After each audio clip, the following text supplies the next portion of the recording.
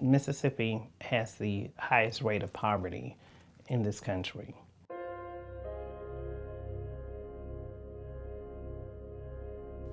We have the highest rate of children living in poverty in this country. We make some of the lowest wages nationally. And the highest number of unbanked people in the country, meaning they do not have a bank account at any financial institution. They buy money orders, they pay check cashing fees, they wire money to pay bills, and they're not using the banks to do that.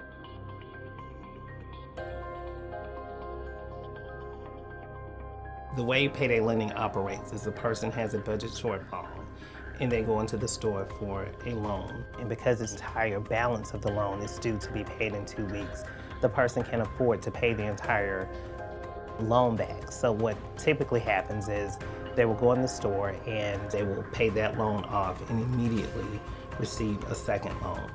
So they end up in a cycle of debt where they're getting additional loans to pay off the first loan.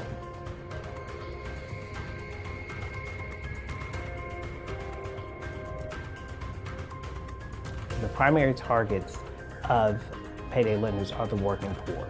There are people who are living paycheck to paycheck, and you will find them primarily in low-income communities of color.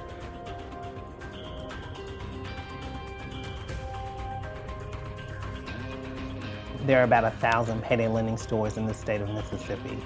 We have more payday lending stores per capita than any other state in the nation.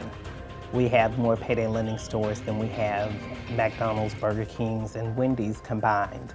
And we have more payday lending stores than we do banks.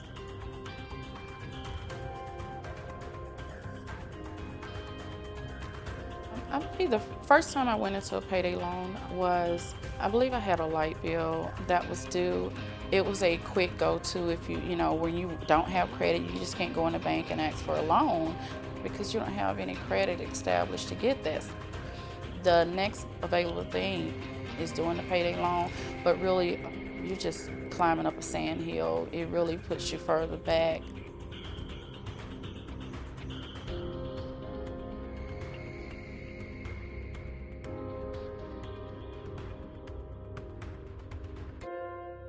And the state legislature thought that that was reform and we should be satisfied with the results of that. Why would we permit an industry to come in to charge our citizens higher interest rates than they do in any other places in the country? And Mississippi legislators are letting this happen every day. They're very knowledgeable about what's going on, about the types of profits that are being made.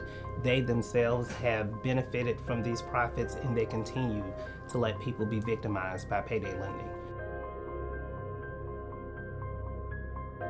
So having this knowledge with the fact that we needed to develop more alternatives and find a way to get it into the hands of the people that needed it, we decided to take an innovative approach and partner employers with the financial institutions, because then you have access to the employees, their captive audiences, so to speak. And we also have the financial institutions who have the capability of giving money management skills and also getting people banked and getting them to understand how to manage a bank account and how to use that as a way to increase their assets, as opposed to paying for money orders every month, as opposed to paying for check cashing fees every month.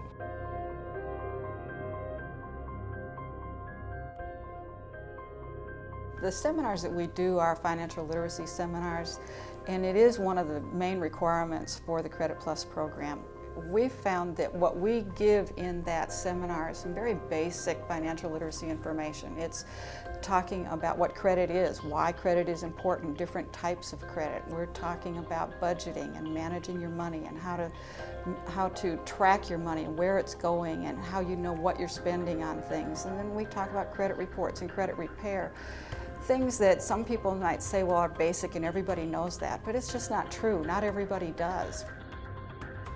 Growing up, we did not have discussions on credit or managing your money or any of those things.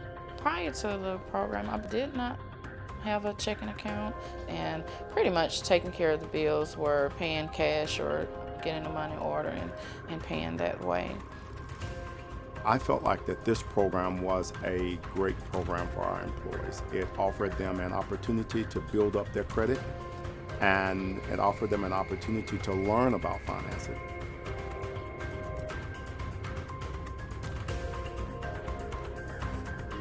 They're seeing their money work. They're seeing their money not go to an institution to whereas they're paying all of this interest, but they see their money going back to themselves, where they're basically paying themselves and can buy more things, whether it's food, whether it's clothing, whether it's homes, or whether it's building a good savings plan to whereas they can have an emergency fund. So it's a win-win. I really don't know where I would be at this point if I had not come across the program. I may still be spinning my wheels somewhere, still going through the same cycles, or it would be still taking me a lot longer to get there. So I'm grateful for the program and what it has offered me. As a mother, you always want your children to be better than you.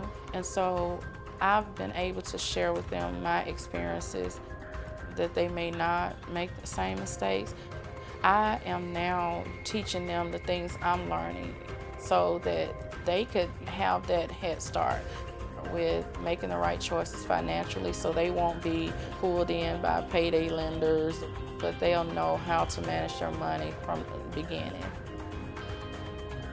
If we could offer this in a broader range across the state of Mississippi, I think one of the impacts would be that we would no longer be the poorest state in the union. With the Mississippi Center for Justice taking this across the state, that's phenomenal. That's something that, in my opinion, raises Mississippi up.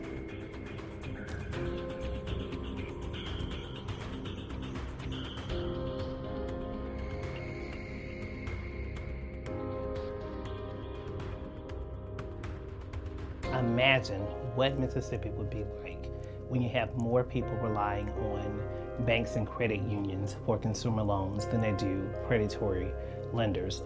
When you have more people who are getting those good, sound consumer loans that's helping them to build a future for them and their families.